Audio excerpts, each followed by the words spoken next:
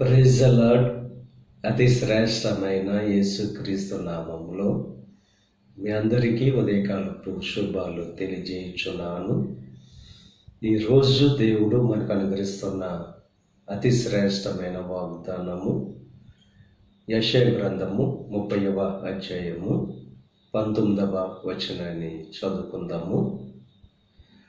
ఆయన నీ మొర విని నిశ్చయముగా నిన్ను కరుణించును.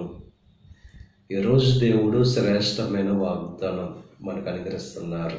ఆయన నీ మొర విని నిన్ను నిశ్చయముగా కరుణిస్తానని చెప్పి వాగ్దానం చేస్తున్నారు. నీ కన్నీటి నుండి ఆయన విడిపించే దేవుడు, నీ శ్రమల నుండి విడిపించే దేవుడు.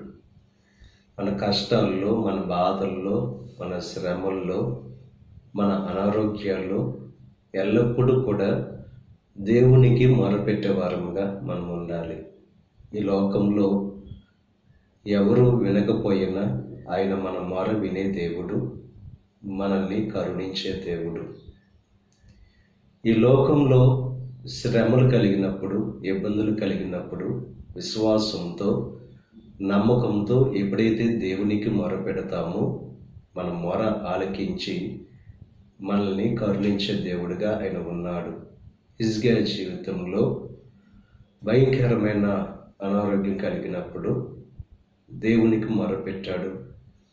ఆ మొర దేవుడు విని తన యొక్క ఆయుష్ను దేవుడు పెంచాడు.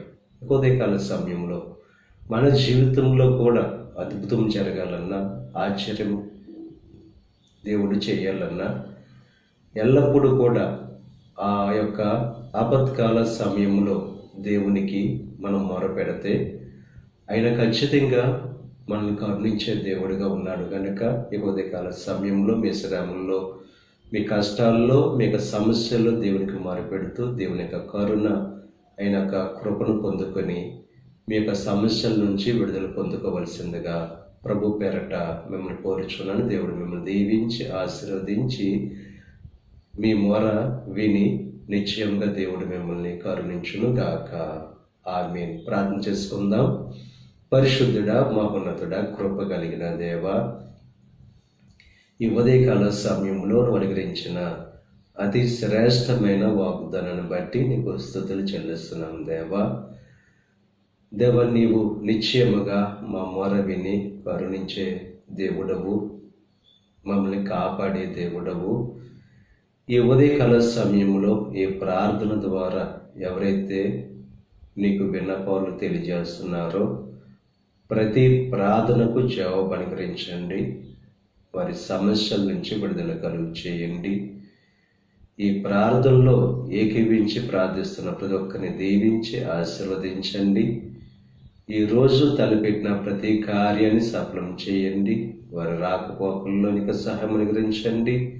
ఈ దిన ఆశీర్వాదాలు ప్రతి ఒక్కరి మీద మెండుగా కురమరింపచేసి నీ దీవులతో నింపి నడిపించమని యేసుక్రీస్తు నామం పేరట వేడుకొనుచున్నాం తండ్రి. ఆమేన్.